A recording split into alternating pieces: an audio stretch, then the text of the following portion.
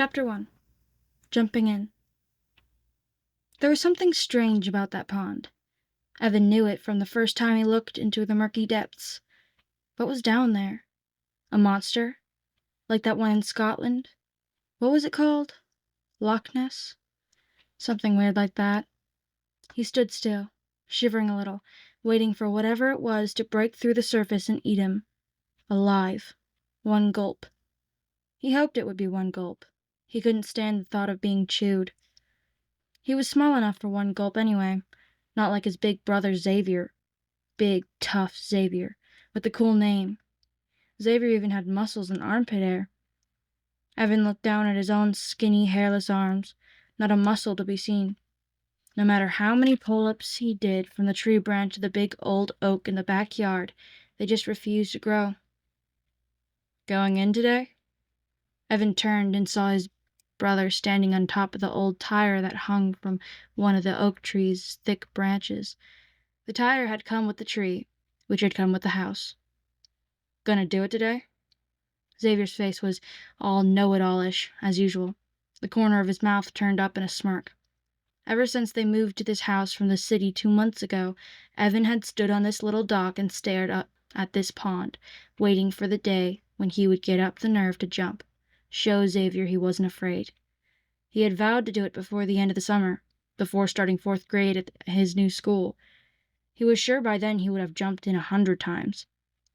Yet here he was, a week before school opened, and he still hadn't done it even once. And every single day, while Evan stood there shivering, Xavier would appear and rub it in. Want me to give you a push? Xavier's grin got even wider. Go away, Evan said, teeth and fists clenched. He turned back to face the pond. Jump, jump. But the encouraging voices in his head were drowned out by his brother's louder jibes. Come on, it's easy. Xavier jumped off the tire and sauntered up onto the dock next to Evan. He was 4 inches taller. Sometimes it felt to Evan like 4 feet. Watch me. Xavier took a running leap and cannonballed like an Olympic diver, letting out a big whoop. Evan took a step back to avoid the gigantic splash. Go away, he shouted. Come on, chicken, Xavier said, swimming to the dock and pulling himself up. Just do it. He reached out to grab Evan, who pushed him away angrily. Leave me alone. Chicken. Xavier laughed again. Chicken. Cluck, cluck, cluck. He made some awful chicken noises and did a goofy chicken dance. Evan hated that dance. Xavier looked ridiculous doing it, but it always had the effect he wanted, to make Evan angrier than before. Evan turned, red-faced, slamming into his big brother so hard the two of them went tumbling off the side of the dock, into the slimy mud at the edge of the water. One punch, Evan thought. Just let me land one punch, and I'll be happy. The voice in his head was louder this time. Boys, their mom called from their porch. She'd been watching them, of course. Evan thought it actually might be true what she always said, that she had eyes in the back of her head.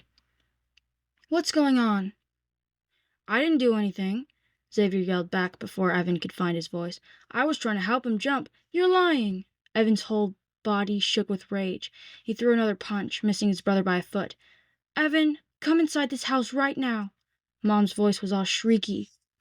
Bad sign. Evan pushed away from Xavier and stood up. He was covered in mud. His face felt hot, like there was a fire creeping up the back of his neck. Xavier got up too, wiping mud off his shoulders, laughter still in his eyes. Evan, Mom called. March. Chicken, Xavier whispered. Evan stifled the urge to cry and stomp into the house. Xavier watched his little brother walk away. He felt sort of bad. He knew Evan was scared of jumping into the pond. He could have helped him, but every time he tried, it just came out wrong. He thought teasing him would make him mad enough to do it, but it didn't work. Nothing he did ever worked. I guess this is just the way it is between us, he thought. We'll be enemies forever. He used to love being Evan's big brother, taking care of him, making sure he didn't get into trouble. Once, when Evan was still a baby, Xavier picked him up out of the crib, holding him upside down by his legs, and carried him into the bedroom where Mom and Dad were sleeping. Look, he said so proudly. "I got Van." His mom sort of freaked out. He remembered. His dad laughed. Lately, though, all they seemed to do was fight. Evan got mad at the littlest things.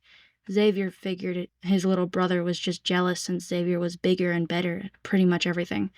He was 4 years older, after all. So what if he had a phone? And got to stay up an hour later, and was always picked first for the basketball games at the rec. That's just the way things were. After a while, Xavier went into the house, where his mother had just finished reading Evan the Riot Act. That's what she called it. The Riot Act. What was the Riot Act anyway? He'd have to look that up.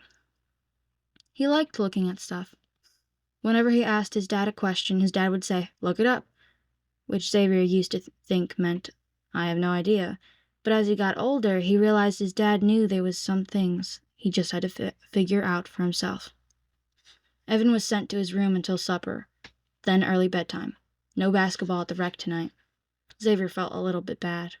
He should have gone into the kitchen and told his mom what he did to provoke Evan. Instead, he went into his room and searched on his phone. Riot Act. A few entries popped up. Established in 1714 by the British government, an act for preventing tumults and riotous assemblies. What's a tumult? Xavier looked it up. Chaos. So the Riot Act was for punishing people who caused chaos. Okay, that made sense. Sort of. Did it work? Xavier scanned the rest of the entry. From what he saw, apparently not. He figured you couldn't just write a rule outlawing chaos and expect everyone to follow it. "Xavier, come set the table," Mom called from the kitchen. Supper time. Dad would be home soon. Xavier stuffed the phone in his pocket and went down to the kitchen. He loved the phone. He'd only gotten it when they moved to this house from the city a couple months ago. Xavier thought it might have been a bribe for having to leave his old neighborhood, but he was also told he had to share the phone with his little brother. Share a phone with a 9-year-old? Where did parents get these ideas? Some clueless parenting handbook? "Set the table," Mom said as soon as he set foot in the kitchen. She turned away from him to pull something from the oven. "It's Evan's turn," Xavier said. "You boys are so good at remembering whose turn it is, aren't you?" Her voice was sharper than usual. "Just do it, please. I don't have time to argue."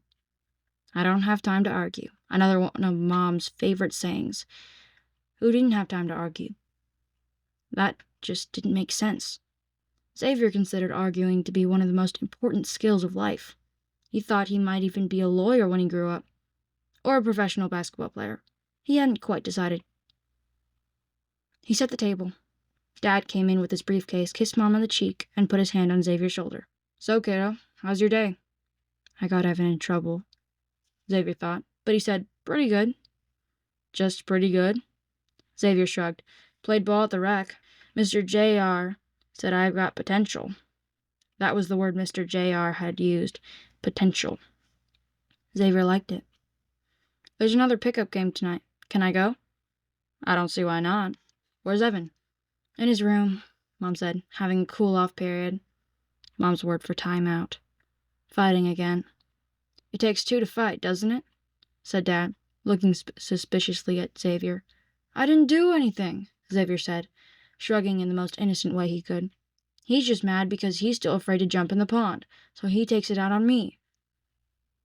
"He'll do it when he's ready," Mom said. "Did you pour the water into the glasses on the table yet?" Xavier poured the ice-cold water and helped Mom put forks and stuff on the table. He was on his best behavior now. "I'm the good son." "All set for school starting next week?"